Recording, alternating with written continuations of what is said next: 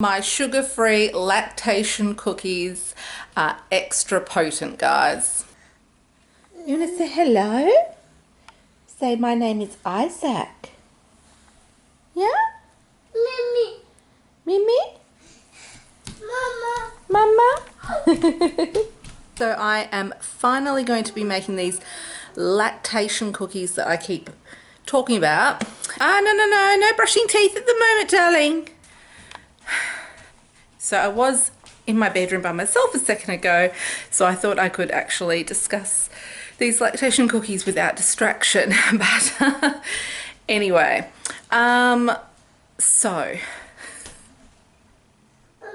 now I've lost my train of thought.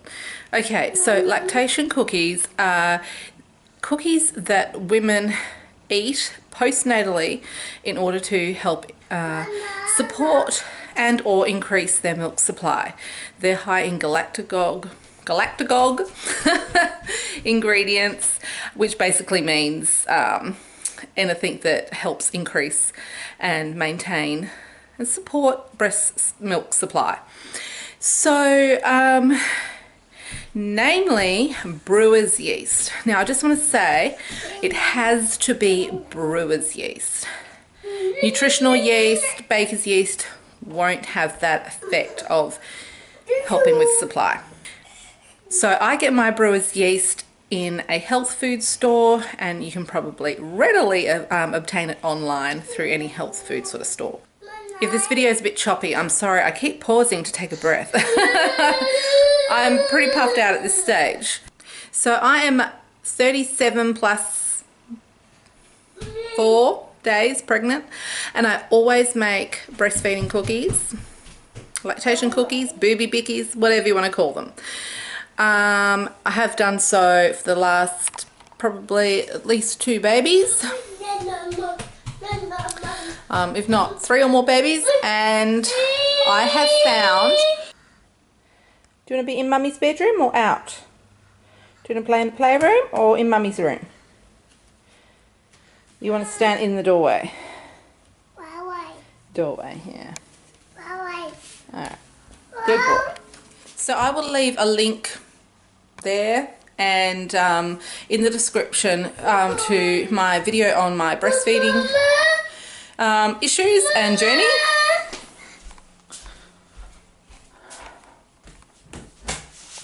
There we go.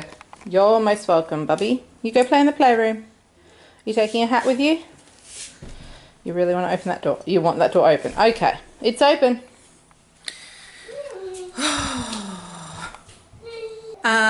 Yes, so the other ingredients that are really good for breast milk supply are oats, yeah, and flaxseed meal.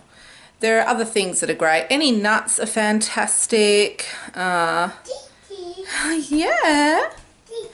And there are other herbs and all sorts of things that you can take. And I might actually do another video on other things that are good. I have ordered myself some goat's roux, for instance, some goat's roux tincture, which is supposed to be fabulous. And there's various other things. You're going to open the door? The door? Yeah, Mummy, help. Here we go. Beep, beep, beep, beep, beep, beep, beep, beep. Beep, beep, beep, beep, beep. Good boy. So there are many recipes hanging around on the net, guys. And I just want to point out a couple of things that my recipe I've really focused on. One, these are actually sugar-free. I do use rice malt syrup in place of sugar, and sometimes I use sugar. I like to use, if I'm going to use sugar, I like to use coconut sugar because I love the flavour. It is lower GI, but it's still sugar. It still acts in your body the same way any sugar does. Rice malt syrup, on the other hand, does behave differently to your body, so it is preferable. It is a lot less sweet, but I'm not a real sweet tooth, so I don't mind my... Basically, I use it just to try and balance out the brewer's yeast a bit. It's quite strong, but they're quite yummy. So I'm thinking I might even put, I've got some date syrup, medjool date syrup downstairs as well. I might put a little bit of that in to add a little bit of sweetness. You can throw all sorts of things. You can make these totally naughty and use real sugar and choc-chips, whatever takes your fancy. However, I would suggest if that is going to stop you from eating a few per day or make you feel bad about eating a few per day, then you should try and make them healthier, because the aim of the game is to have a few per day to really help your supply. So let's head downstairs and make these cookies. So the ingredients I'm using for these lactation cookies include self-raising flour. Now you can use any flour you like. Just remember, if you're using something like coconut flour, you are going to have to increase the liquid content substantially. Yeah, some salt, coconut, it can be shredded, desiccated, whatever.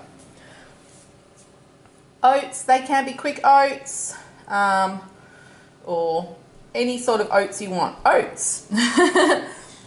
Eggs, flaxseed meal.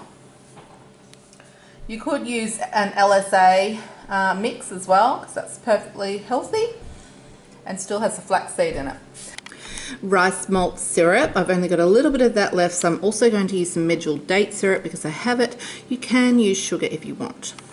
Brewer's yeast. So I get it from a health food store like this, and it's good stuff. Water, coconut oil, you can just use butter if you like. Cinnamon, vanilla extract, and then you can put in anything you want additionally. So I'm going to be putting in some peanut butter. You don't have to put in any additional ingredients. In the past I've also put dried apricots. You can put nuts or dark chocolate chips or banana, whatever floats your boat. Okay, so when you have your bowl, the first thing you're going to do is cream your butter and sugar. Now you can use actual butter and sugar. I am going to use coconut oil and some rice malt syrup and some medjool date syrup.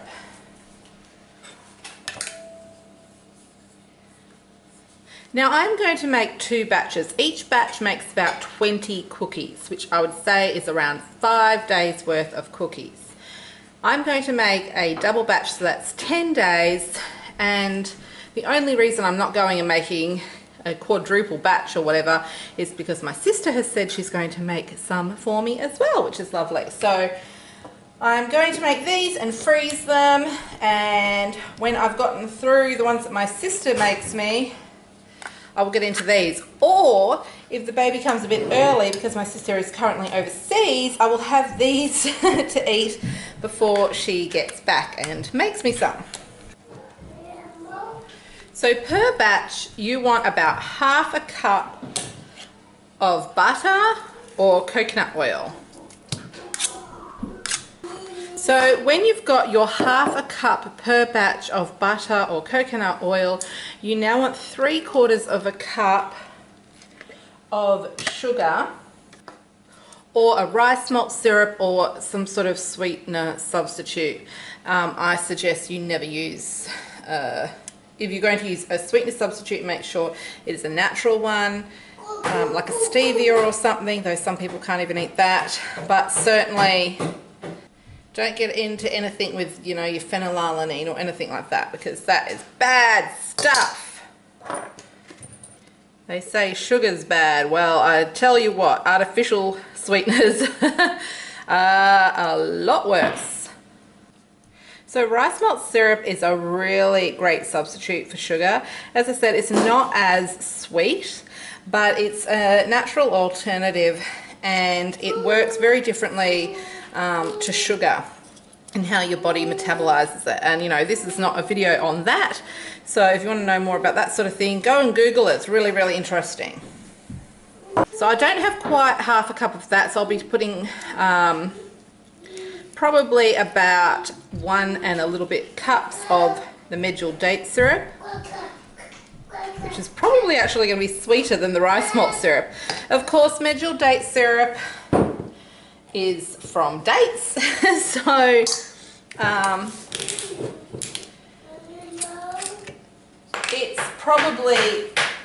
It's probably got a lot more nutrition than the rice malt syrup, but would act more like regular sugar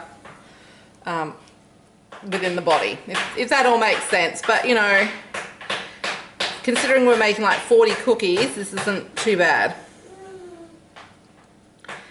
And the good outweighs the naughty in this, I have to say. You know, if someone is needing assistance with their breast milk supply and this helps, then so be it. That's a really good thing.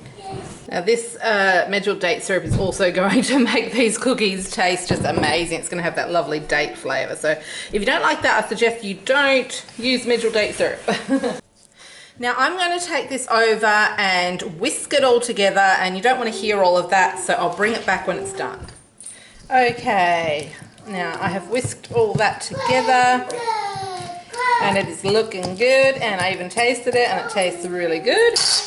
Okay, now I have a bowl and I have my flaxseed meal, and I'm going to put the flaxseed meal in the bowl with some water and just let it sit for a couple of minutes to soak up all that water. Then it behaves properly. So per batch I'm going to put 4, I've got my little helper in the background there.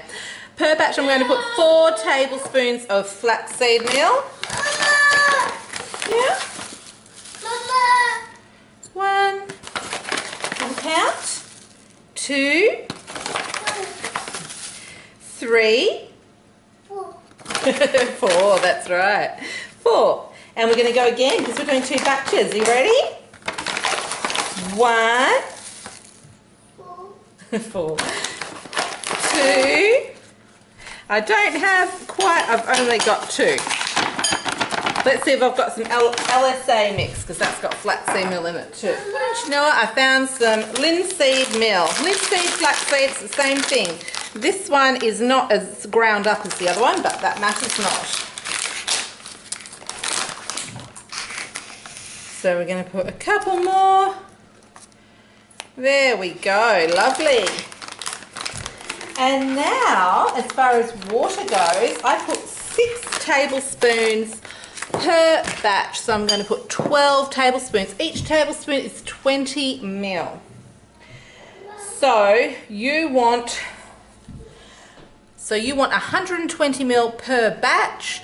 So that's 240 ml. That's almost 1 whole cup for this.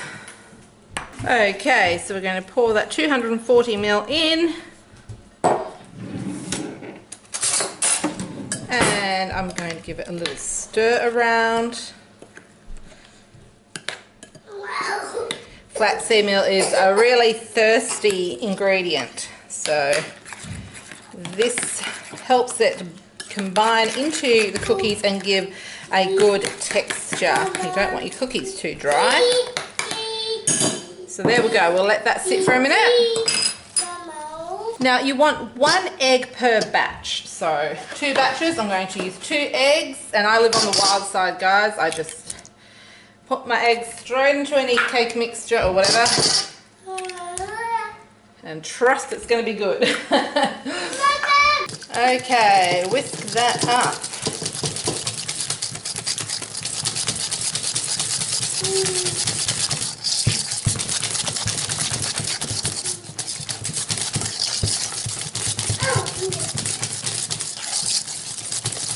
There we go. Okay, and now when you've done that, you can add your flaxseed concoction. See, it is just becomes like gluggy glue. I sound like Mr. Maker. Alright, and then give that a mix.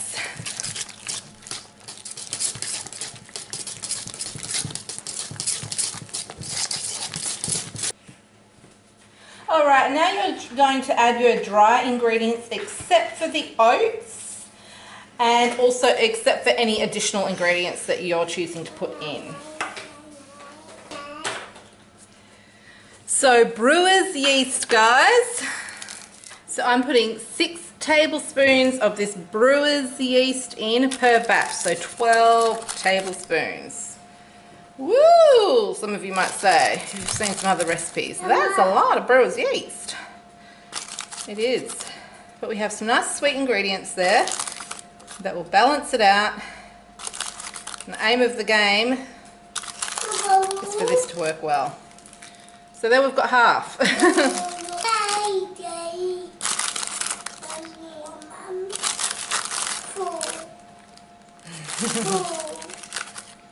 Four.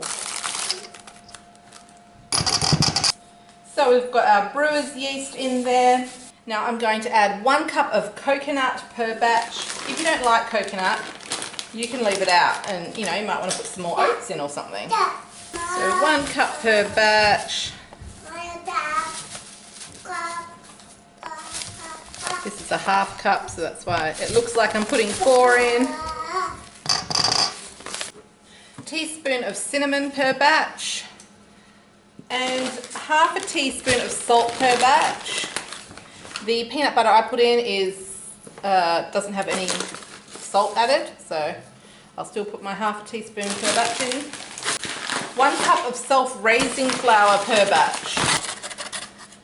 That's ½ cup. 1 cup. 1½ cups. And 2 cups for my 2 batches. I'll also put in a tablespoon of homemade vanilla extract per batch. I could have put that in before the dry ingredients, but it's not going to matter much. And I'm going to give all of that a nice stir.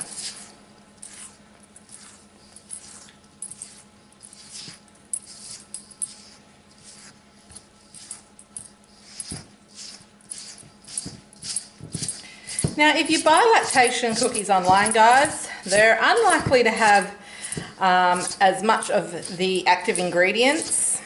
They're also unlikely to be adaptable as far as being sugar-free or whatever you prefer.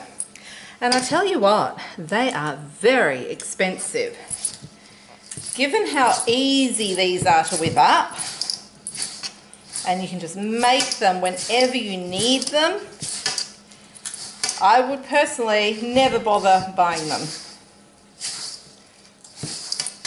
These are also a wonderful gift for anyone expecting a baby.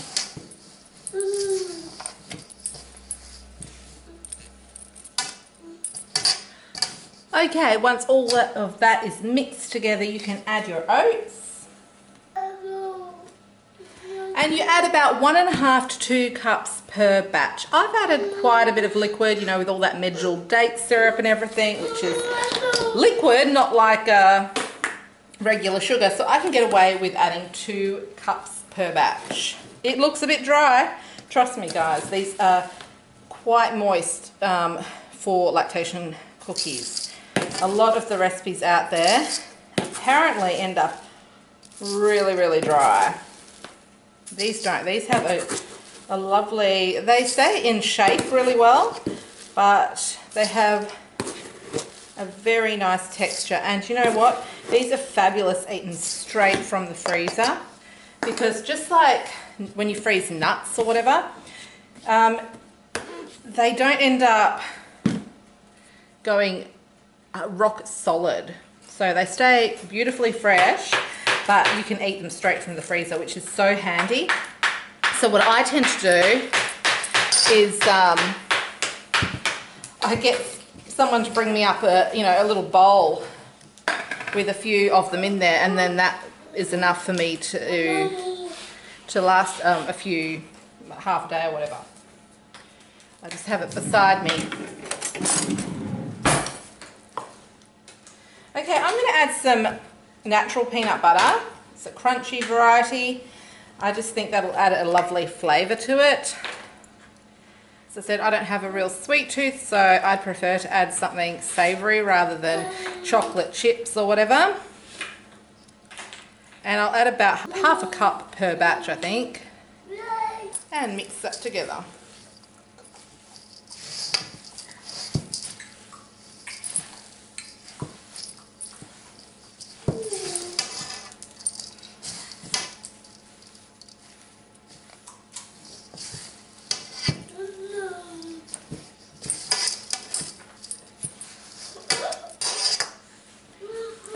So now line a couple of trays with baking paper.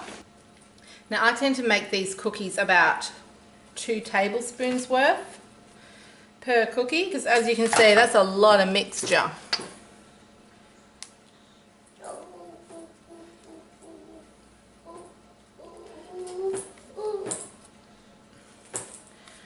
So you sort of roll them into balls, which you don't have to attempt very much because it's got a nice bit of firmness to it, and then you flatten it slightly and just pop it on your tray and continue in that manner.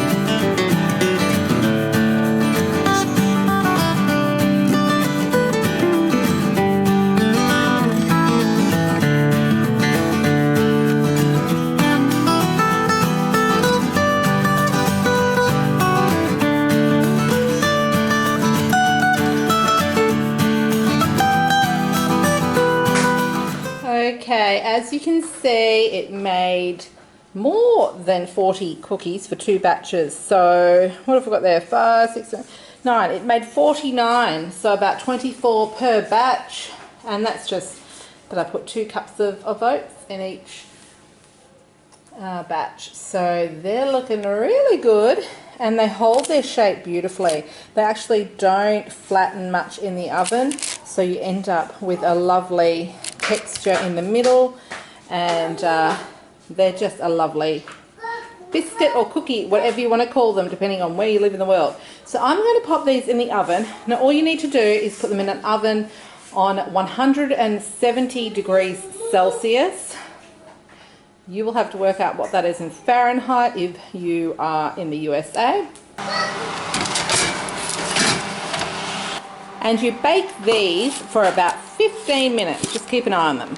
So as I said, guys, this is a great recipe to give as a gift to anyone expecting a baby, even if they don't envisage having any breastfeeding issues. If you make them healthy, they're a very nourishing recipe for any breastfeeding mum. So when my sister had her 3rd baby 8 months ago, I made her a batch the day the baby was born and took them into the hospital, and then a few days later brought her a 2nd batch, and she really loved that, and she's been making them herself ever since, and she's currently perfecting her own recipe, which she is going to give to me postnatally. So I really look forward to trying her recipe. This is my recipe, guys, that I adapted because I wanted something that I didn't have to feel guilty about consuming numerous times per day. I do have supply issues, and I wanted something that I didn't feel like I was having lots of sugar. And the real proof is in the fact that all the kids love them, and my husband loves them. So I tend to let them have 1 each, and then the rest are for me. They do get their own cookies, by the way. So there they are out of the oven. They were actually in the oven for a bit longer. I did have to sort of shuffle trays because my oven's stupid. But just to give you an idea of what they look like when they're ready, they do start to sort of crack on top, and they become a sort of nice golden colour. Okay, so Anthony is going to try one of these and let us know what he thinks. Can I try one? Alright, is it lactalicious? Can I try one for Just a minute. Is it good? Is it alright? Usually. Mommy, can I try Yeah. one of Is there enough sweetness to balance the brewer's yeast? I reckon so, yeah. Yeah.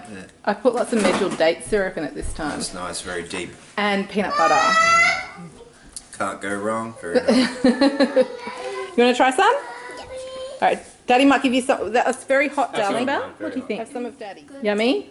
Very good. And try some of that. It's hot, careful. You want to try some? It's very hot. Be careful. Whoops. Pick it up. What do you think? Yummy? Mmm. So there you have it. Very popular even with the kids and the husband, though they're not allowed to eat anymore. And I'm going to freeze these. So they are perfectly safe to eat while you are pregnant, and they are very healthy for everyone. Brewer's yeast is really, really good for you. If you have any other questions that I have, if I've forgotten to mention something, please ask below. Thanks so much for watching, guys. Please subscribe if you haven't already, and you take care. See you later.